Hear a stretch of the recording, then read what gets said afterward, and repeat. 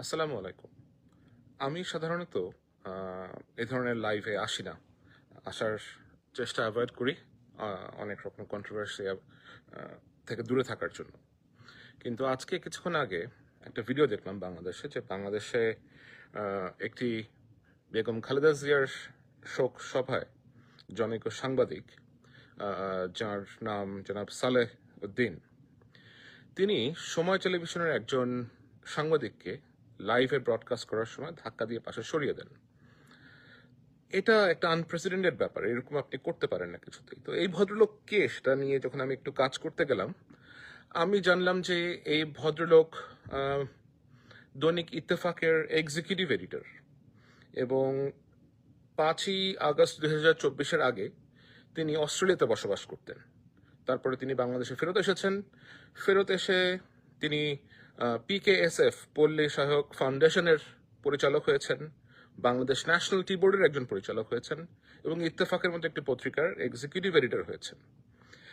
এবং উনি যা করছেন এখন, তিনি আপনার বিভিন্ন লোকজনের তোষামোদি করার চেষ্টা করছেন, বিভিন্ন পলিটিক্যাল পার্টির তোষামোদি করার চেষ্টা করছেন। এবং আমরা যেই চক্রটি আগে দেখেছি বাংলাদেশে, আপনার শ্যামল দত্ত, ফারজানা রূপা, শাকিল এবং মোজাম্মেল বাবু এবং আরও যারা ছিল আপনার চাটুকার টাইপের যে সমস্ত চরিত্রগুলো ছিল, এরকম একটা বলয় তারা তৈরি করার চেষ্টা করছে।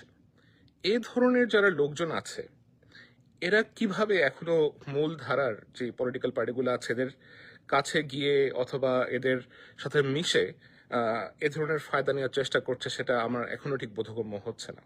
এবং তারা এটা কেন করছে, কি কারণে করছে,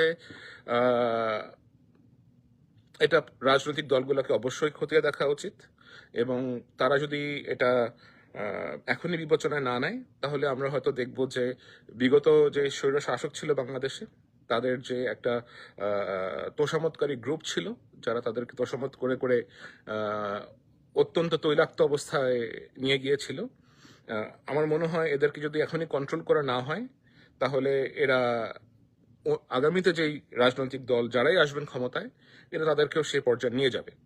সুতরাং এই তোষামতকারীদেরকে আপনাদের নিজস্ব সার্কেল থেকে দূরে রাখুন, খুঁজে বের করুন এরা কিভাবে ন্যাশনালিটি বোর্ডের পরিচালক হতে পারলো, কিভাবে PKSF এর পরিচালক হতে পারলো, কিভাবে ইত্তেফাকের নির্বাহী সম্পাদক হলো। এবং এর মানে কি এই যে একটা সেট যাবে আর একটা সেট আসবে, এসে আপনার এক দল আরেক দলকে পরিবর্তন করবে?